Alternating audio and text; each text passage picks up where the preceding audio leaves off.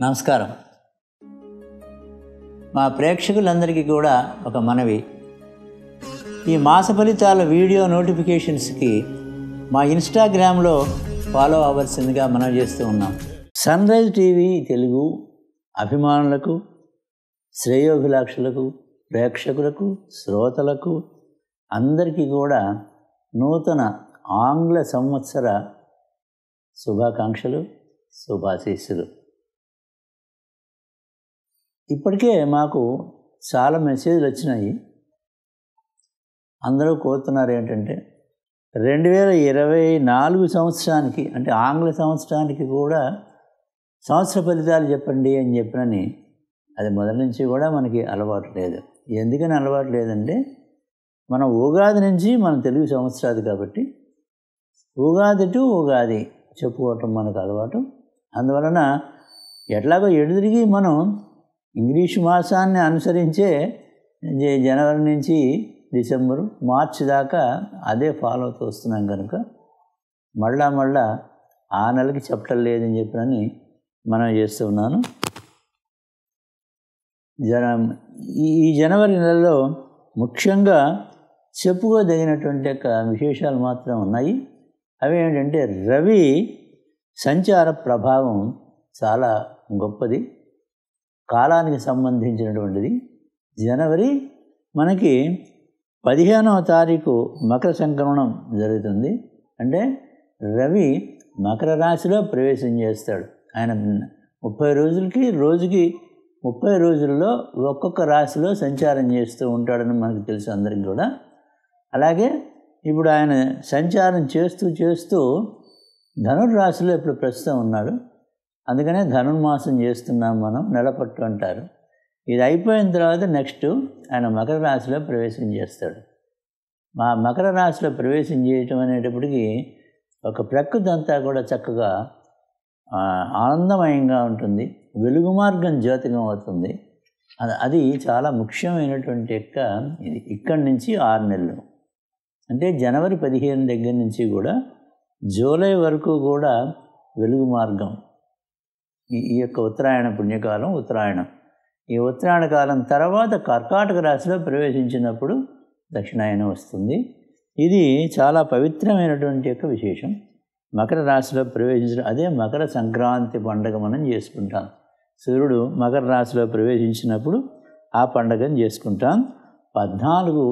ఈ జనవరి 14 రాత్రి 2:40 దగ్గర నుంచి కూడా రవి మకర రాశిలో ప్రవేశిస్తాడు. మకర రాశిలో ప్రవేశించడానికి వెనక రోజు భోగి అని చెప్పని చేసుకుంటాం మనం. ఇప్పుడు ముందు రోజు ఏమైందంటే 15వ తారీఖు రాత్రి 14 రాత్రి 2:40 కాబట్టి 15వ తారీఖు మకర సంక్రాంతి పండుగ చేసుకుంటున్నాం. 14 భోగి పండుగ చేసుకోవడం అనేది జరుగుతూ ఉంటుందని మనం చేస్తున్నాం. అందరికీ తెలిసిందైనప్పటికీ జనవరి నెల గురించి మనం చెప్పుకుంటున్నాం కాబట్టి రాశి ఫలితాలు విశేషాలు కూడా దాంట్లో మనం చెప్పుకుంటున్నాం. అలాగే మా యొక్క దైవం, మా గురువుగారు, గురువరేణ్యులు శ్రీ శ్రీ శ్రీ చంద్రశేఖరేంద్ర సరస్వతి మహాస్వామి వారి యొక్క ఆరాధనా ఉత్సవాలు జనవరి 8వ తేదీ జరుగుతాయి అని చెప్పినది కూడా మనం చేస్తున్నాం. ఎందుకంటే మీ ముందు నేను ఇలా ఏదో మాట్లాడుతున్నాను అనేటువంటి విశేషం వారి యొక్క ఆశీస్సుల వల్లనే లభించింది కాబట్టి వారి విశేషం కూడా ఈ జనవరిలోనే ఆరాధనా ఉత్సవాలు 8వ తారీఖున జరగబోతున్నాయి కాబట్టి ఈ విధంగా వారిని స్మరించుకుంటున్నానని మనం చేసుకుంటూ ఉన్నాను. ఇప్పుడు రాశి ఫలితాల కార్యక్రమానికి వెళ్దాం. నమస్కారం. శ్రీ శోభకృతనామ సంవత్సర 2024 జనవరి నెల ధనురాశి రాశి ఫలితాల కార్యక్రమానికి స్వాగతం. హరి ఓం.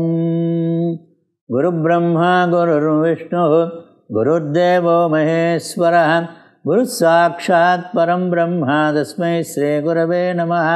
ఓం గణానాం త్వా గణపతిం వవామహే కవిం కవీనాం ఉపమశ్రవస్తవం జ్యేష్ఠరాజం బ్రహ్మణాం బ్రహ్మణస్పద ఆనశృణ్మన్మోదిభిస్సేదసాదనం.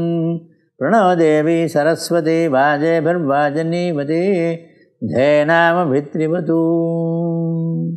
శ్రీ గురుభ్యో నమః. శ్రీ మహాగణాధిపతిభ్యో నమః. వాగ్దేవి మహాసరస్వత్యై నమః. 2024 జనవరి నెలకి ధనుర్రాశి రాశి ఫలితాలు చెప్తున్నాం. ఈ నెలలో అంటే జనవరి 2024 నెలలో గురు, శుక్ర, శనులు శుభులుగా ఉన్నారు. మొదట్లోనే అర్థమైపోయింది ధనుర్రాశి వారికి ఎలా ఉంటుంది అనేటువంటిది.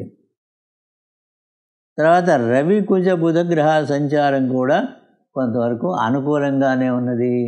అంటే చాలా భాగం గ్రహాలు బాగున్నాయి. ఇప్పుడు వీరికి ఈ నెలలో గృహంలో శుభకార్యాలు కలిసి వస్తాయి. అంటే గృహంలో మగపిల్లవాడు, ఆడపిల్ల ఉంటుంది. ఆడపిల్లకి పెళ్ళిళ్ళు అయ్యే అవకాశాలు ఉన్నాయి, మగవాడికి కూడా పెళ్ళి అయ్యే అవకాశాలు ఉన్నాయి. శుభకార్యాలు అంటే ఉపనయనాలు చేయొచ్చు, లేకపోతే ఇట్లాంటివి చేయొచ్చు. లేకపోతే అమ్మాయికి ఏదైనా పెళ్లి చేసిన తర్వాత పురుటికి తీసుకొచ్చే శుభంగా మనం ఖర్చు పెట్టుకుని తీసుకురావచ్చు చక్కగా. అలాంటివి జరిగేటువంటి శుభకార్యాలు జరిగేటువంటి అవకాశాలు కనపడుతూ ఉన్నాయి ధనురాశి వారికి. అలాగే ధనాదాయం బాగానే ఉంటుంది. తర్వాత మంచి మంచి మాట తీరు కూడా బాగా ఉంటుంది. అంతకితం మీ మాట తీరుతోటి కొన్ని పనులు నెరవేరకపోయి ఉండవచ్చు. అవన్నీ కూడా ఇప్పుడు మాట తీరు గురువుగారి మూలంగా చాలా బాగుంది కాబట్టి మీరు అదే మాట తీరుతోటి పూర్వం జరగనటువంటి యొక్క పనుల్ని ఇప్పుడు సక్సెస్ఫుల్గా చేసుకుంటారు. అది గొప్ప విశేషం. అది ధనాదాయం బాగా ఉంటుంది. ఇది బాగుంది. విద్యార్థులకి విద్య చక్కగా వస్తుంది. వాళ్ళు అనుకున్నటువంటి యొక్క వృత్తి విద్యా కోర్సుల్లో ప్రవేశం లభిస్తుంది. వాళ్ళకి చాలా బాగా ఉంది. పెద్దవాళ్ళకి విద్యాస్థానం, విద్య ఏమిటండి అంటే వచ్చే జన్మకి మనం ఏం చేసుకోవాలి ఏమిటి, ఊరికనే ఏదో పుట్టాం, తల్లిదండ్రులు మనకి జన్మనిచ్చారు, విద్యాబుద్ధులను ఇచ్చారు, ఏదో వాడి వ్యాపారము ఉద్యోగం ఏదో చేసుకుంటున్నాం, పెళ్ళయింది, పిల్లలు పుట్టారు, వాళ్ళని చదివించడం, ఇంతేనా మన జీవితం? ఇంకేదైనా ఉందా? వచ్చే జన్మకి ఏమిటి? మళ్ళీ వచ్చే జన్మ కాస్త ఇప్పుడు మంచి పనులు చేసుంటేనే మళ్ళీ ఒక నరజన్మ మనకి లభిస్తుంది అనేటువంటి ఒక విద్యని ఆయన వెనకాల ఉండి నడిపిస్తాడు గురువుగారు. అదృష్టం ఉంది ధనురాశి వారికి ఈ నెలలో, జనవరి నెలలో. వచ్చే నెల చూసుకుందాం ఎట్లా ఉంటుంది అనేది. తర్వాత చిన్న గృహాన్ని తీసుకునేటువంటి అవకాశం ఉంది. ఈ స్థలంలో ఇల్లు కట్టుకోవటమో లేకపోతే చిన్న అపార్ట్మెంట్ కొనుక్కోవటమో దానికి ప్రణాళికలు వేస్తారు. సంతానాభిలాషులకి సంతానం కలిగేటువంటి అవకాశాలు కనబడుతూ ఉన్నాయి. సంతానాభిలాషులకి సంతానం, అలాగే నిరుద్యోగులకి ఉద్యోగం వచ్చేటువంటి యొక్క అవకాశాలు కూడా బాగా కనపడుతూ ఉన్నాయి. తర్వాత చిన్న వాహన యోగం కూడా ఉన్నది. అది కూడా చెప్పుకోవచ్చు. అసలు ఇన్ని విశేషాలు మీకు లభిస్తున్నాయి ఈ నెలలో ధనురాశి వారికి. అలాగే శ్రమతో కూడినటువంటి ఒక పని అయినప్పటికీ కూడా చాలా అలవోకగా మంచి శ్రద్ధాభక్తులతోటి మంచి పట్టుదలతోటి ఏ కార్యాన్నైనా సరే సాధించగలుగుతారు మీరు. తర్వాత స్త్రీలకి చాలా బాగా ఉంటుంది ఈ నెలలో. వాళ్ళకి కూడా పట్టిందల్లా బంగారంగా ఉంటుంది.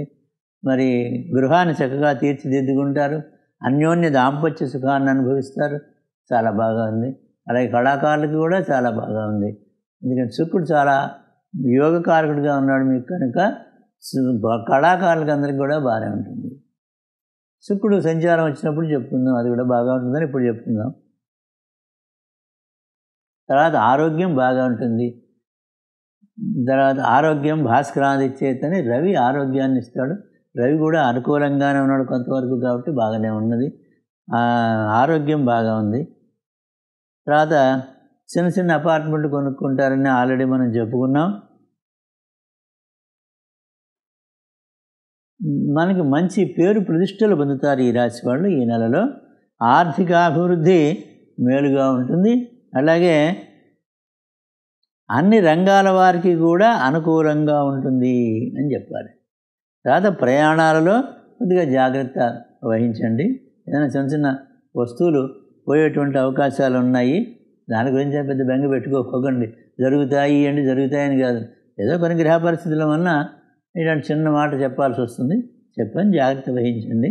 తర్వాత వాహనాలను కూడా చాలా నిదానంగా పోనిస్తూ ఉండండి. మొత్తం మీద ఈ ధనురాశి వారికి చాలా గ్రహాలు అనుకూలంగా ఉన్నాయి, ఆనందదాయకంగా గడిచిపోతుంది. ఇప్పుడు రవి యొక్క సంచారం 9వ వాడు రవి ఎక్కడున్నాడు? ఈయన 1 నుంచి 14 వరకు కూడా 14 అర్ధరాత్రి 2:48 వరకు కూడా ధనుర్రాశిలో సంచారం చేస్తూ ఉంటాడు. ధనుర్రాశిలో అంటే మీ రాశిలోనే సంచారం చేస్తూ ఉన్నాడు, ధనుస్సులోనే. అనుకూలమైనటువంటి యొక్క స్థాన చలనం కలగవచ్చు అని చెప్పాలి. తర్వాత 15 నుండి మకర రాశిలో సంచారం చేస్తూ ఉంటాడు. అదే మకర సంక్రాంతి పండగ. మనకి కాల సంబంధమైనటువంటి యొక్క పండగల్లో మకర సంక్రాంతి ఒకటి. కాలం అంటే ఏంటి? సూర్యుడు యొక్క గమనాన్ని బట్టి మనం చేసుకునేటువంటి యొక్క ముఖ్యమైన పండగ సంక్రాంతి.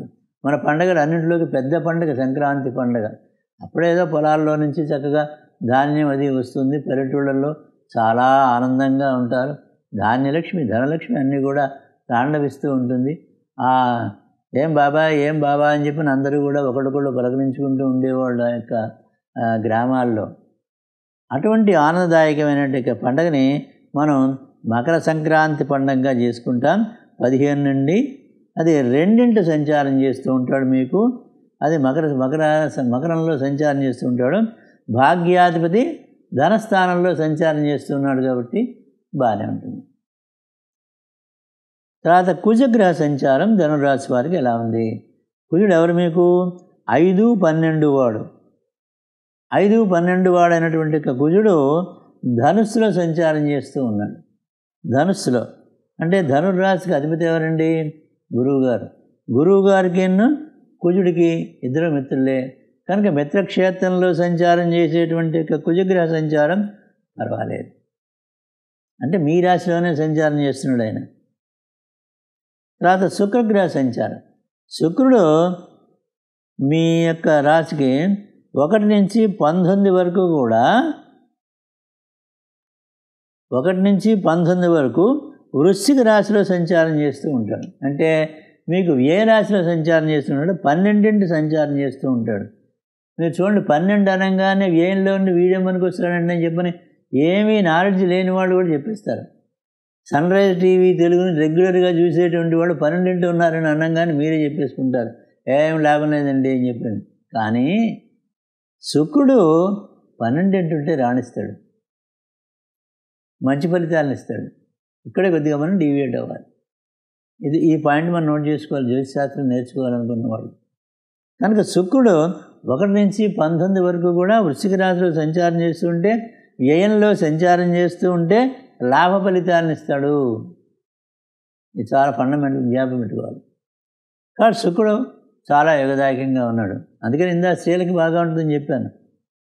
తర్వాత 19 తర్వాత ఉదయం 7:28 దగ్గర నుంచి కూడా ధనుస్సులో సంచారం చేయబోతూ ఉన్నాడు. అంటే మీ రాశిలోకి రాబోతూ ఉన్నాడు ఆయన. అవధి మీ రాశిలోకి వస్తే ఆరోగ్యాన్ని ఇస్తాడు. శుక్రుడు కనుక ఎవరి రాశిలో అయితే సంచారం చేస్తూ ఉంటే ఆ రాశి వాళ్ళకి ఆరోగ్యాన్ని ఇస్తాడని చెప్పిన శాస్త్రం ఉంది. కనుక మొత్తం మీద శుక్రగ్రహ సంచారం అద్భుతంగా ఉంది. కనుక స్త్రీలకి బాగా ఉంటుంది. తర్వాత బుధగ్రహ సంచారం. బుధుడు 10, 7 వాడు. రాజ్యాధిపతి, సప్తమాధిపతి. ఈయన 1 నుంచి 9 వరకు కూడా వృశ్చిక రాశిలో సంచారం చేస్తూ ఉంటాడు. 1 నుంచి 9 వరకు వృశ్చిక రాశి.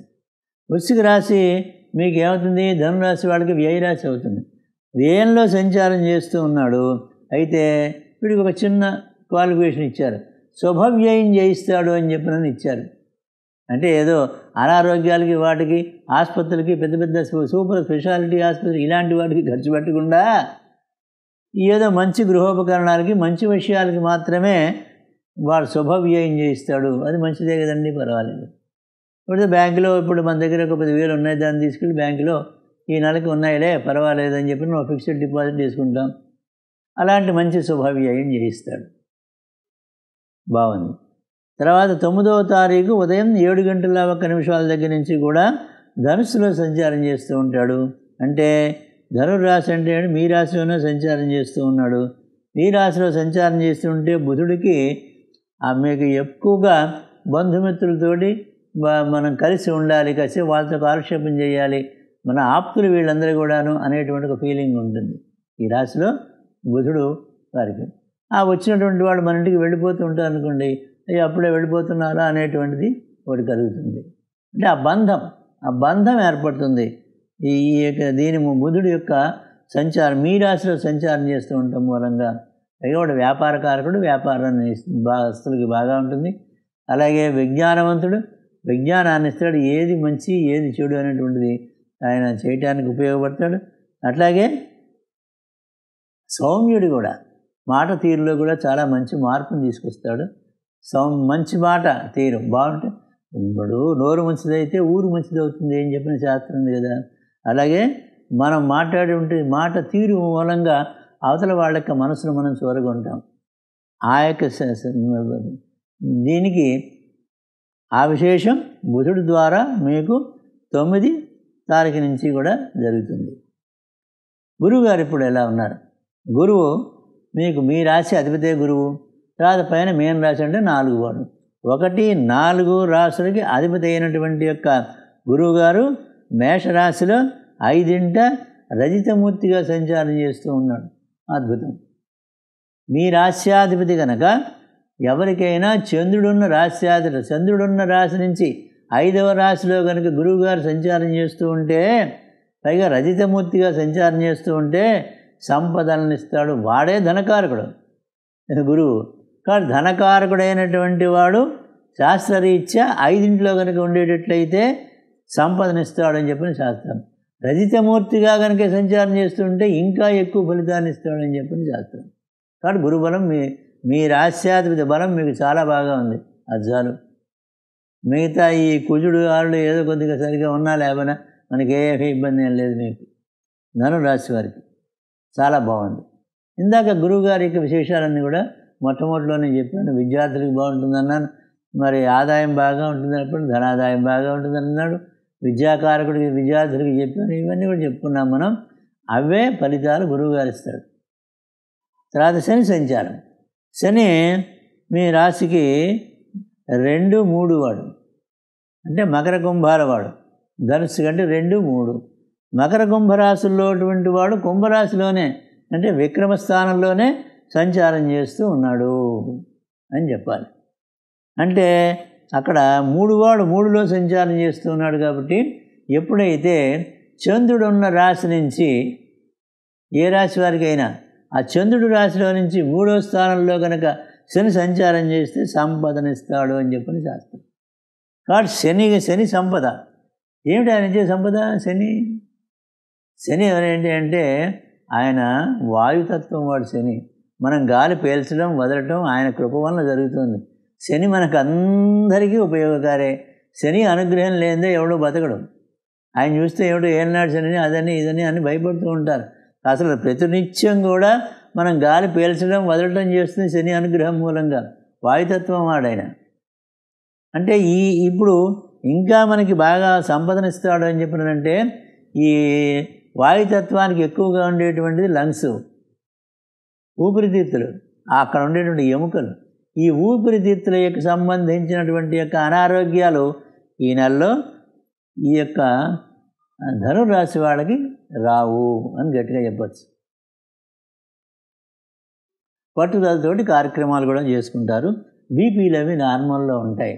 రావు లేని వాడికి ఈ నెల వరకే సుమా. వచ్చే నెల సంగతి కూడా రేపు వచ్చే నెలలో చెప్పుకుందాం. ఇప్పుడు రాహు సంచారం. రాహు మీనరాశిలో సంచారం చేస్తున్నాడు. 4ంటి సంచారం చేస్తున్నాడు. సువర్ణమూర్తిగా సంచారం చేస్తూ ఉన్నాడు. కాబట్టి నీకు మోకాళ్ళ నొప్పులు కానీ, జాయింట్ పెయిన్స్, ఈ మెడ దగ్గర పెయిన్స్, తర్వాత వెనకాల బ్యాక్ పెయిన్, తర్వాత L1, L2 లాంబార్, ఈ యొక్క డిస్క్ ప్రాబ్లమ్స్ ఏమీ ఉండవు. థైరాయిడ్ కూడా ఉండదు. ఒకవేళ ఇవన్నీ ఉన్న వాళ్ళకి నార్మల్లోనే వచ్చేస్తుంది అని చెప్పాలి. మెన్సెస్ పీరియడ్స్ ఆలస్యంగా ఉండేటువంటి స్త్రీలకి ఈ నెలలో రాహు బాగా ఉన్నాడు కాబట్టి మీకు చాలా బాగా ఉంటుంది, ఆనందంగా ఉంటుంది. అది కూడా రెగ్యులర్ అవుతుంది. ఒబెసిటీ ఉన్న వాళ్ళకు కూడా మీరు ఏదైనా దాని ప్రక్రియలు చేసుకోండి. వాకింగ్ ఏదో చెప్తారు పెద్దవాళ్ళు, అది చేసుకోండి. ఈ నెలలో ఒబెసిటీ కూడా కొద్దిగా తగ్గుకుంటూ వస్తుంది. కొంతమంది అన్నారు, ఏమంటే స్త్రీలకే ఒబెసిటీనా ఎక్కువ మాట్లాడతారేంటి పురుషులకి లేదా అని చెప్పినని ఒక ఆయన మెసేజ్ పెట్టాడు. అంటే ఇద్దరికి ఎవరైనా ఒకటే. ఎవరికైనా సరే ఆ రాహు సరిగా లేకపోయినట్టయితే అది అలాంటివి జరుగుతాయి అయినా. అందువలన మీకు కూడా మనకి కూడా వర్తిస్తుంది. అది ఒబెసిటీ అనేటువంటిది ఎవరికైనా ఒకటే. రాహు యొక్క అనుగ్రహం ఉంది కాబట్టి అది తగ్గడానికి అవకాశాలు ఎక్కువగా ఉంటాయి ఈ నెలలో ధనురాశి వారికి. కేతువు యొక్క సంచారం కన్యా రాశిలో సంచారం చేస్తూ ఉన్నాడు కేతువు. అది 10వ రాశి అవుతుంది మీకు కన్యా రాశి. ధనురాశి వాళ్ళకి అది సువర్ణమూర్తిగా సంచారం చేస్తున్నాడు. అద్భుతమైన ఫలితాలు ఇస్తాడు కేతువు. ఆధ్యాత్మికతను ఎక్కువగా ఇస్తాడు. ఆధ్యాత్మికమైనటువంటిది ధార్మికమైనటువంటి కార్యక్రమాల్లో పాల్గొంటారని ఇందాక చెప్పుకున్నాం. దానికి కారణం కేతువు 10ంట సువర్ణమూర్తిగా సంచారం చేయటమే. ఇప్పుడు విద్యార్థులకి బాగుంది, ఎందుకంటే అందరూ సువర్ణమూర్తులుగా కనబడుతున్నారు. రైతుమూర్తులు సువర్ణమూర్తులు ఏంటనేది నేను చెప్పడంలో మీకు. కాబట్టి విద్యార్థులకి బాగుంది, వ్యాపారస్తులకి బాగుంది, ఉపాధ్యాయులకి బాగానే ఉంది, వ్యవసాయదారులకి కూడా బాగానే ఉంది. తర్వాత స్త్రీలకి కళాకారులకి అద్భుతంగా ఉంది. వైద్యులకి వ్యాపార న్యాయవాదులకి కూడా పర్వాలేదు. రవి యొక్క అనుగ్రహం ఉంది కాబట్టి చేతి వృత్తిదారులకి బాగుంది. వృద్ధులకి కూడా జాగ్రత్తగా ఆహార నియమాలు పాటిస్తూ ఉంటే వృద్ధులకి ఆనందంగా ఉంటుంది. మనం 4ంటికి రాత్రి 11 గంటలకి తింటూ ఉంటే ఆరోగ్యాలు చెడిపోతాయి. వృద్ధులకైనా సరే మామూలు వాళ్ళు కూడా చెప్తాయి. కాదే వాళ్ళు యువకులుగా ఉంటారు కాబట్టి పెద్దగా బాధ తెలియదు. వృద్ధులకి మాత్రం ఇమీడియట్గా రియాక్ట్ అవుతుంది. అందువల్ల సమయపాలన చేసుకోండి. ఏ ఆహారం ఏ గంటకి తినాలో అదే గంటకి చక్కగా తింటూ ఉండండి, ఆనందంగా ఉంటారు.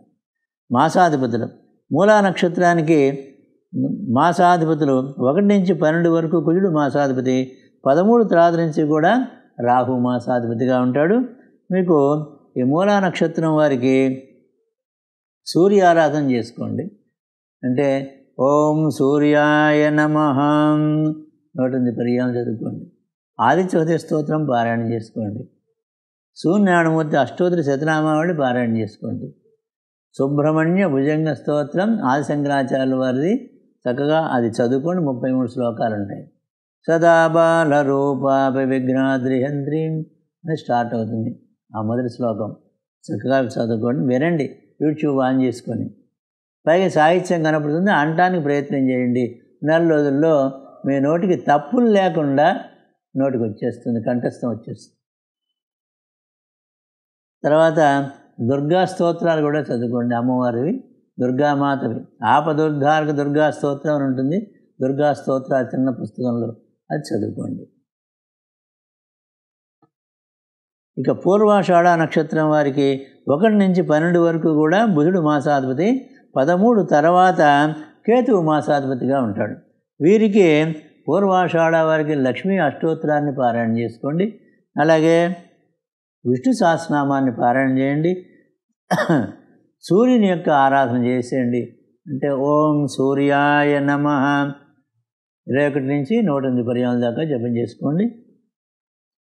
అలాగే సూర్యనారాయణమూర్తి అష్టోత్తర శతనామావళి చదువుకోండి. ఆదిత్య హృదయ స్తోత్రం చదువుకోవచ్చు. ఉత్తరాషాఢ మొదటి పాదం దీంట్లో ఉంటుంది. 1 నుంచి 12 వరకు కూడా గురుడు మాసాధిపతిగా ఉంటాడు. 13 తర్వాత శని మాసాధిపతిగా ఉంటాడు. వీరికి సూర్య ఆరాధన చేయించుకోవాలి. సూర్యుడు యొక్క ఆరాధన ఓం సూర్యాయ నమః 21 పర్యాయం నుంచి 108 వరకు కూడా చదువుకోండి, జపం చేసుకోండి, మంచిది. మీ సమయాన్ని బట్టి ఆదిత్య హృదయ స్తోత్రం చదువుకోవచ్చు. సూర్యనారాయణమూర్తి అష్టోత్తర శతనామావళి చదువుకోవచ్చు. ఏదైనా 3 చదువుకోవచ్చు, లేదా టైంని బట్టి ఒకటైనా కనీసం చదువుకోండి. తర్వాత గురుస్తోత్రాన్ని పారాయణ చేసుకోండి. దేవానాం చ ఋషీణాం చ గుర్గాం చ సన్నిభం అని ఒక 21 పర్యాయం చదువుకోండి. ఇంకో అద్భుతమైనటువంటి గురువుగారిది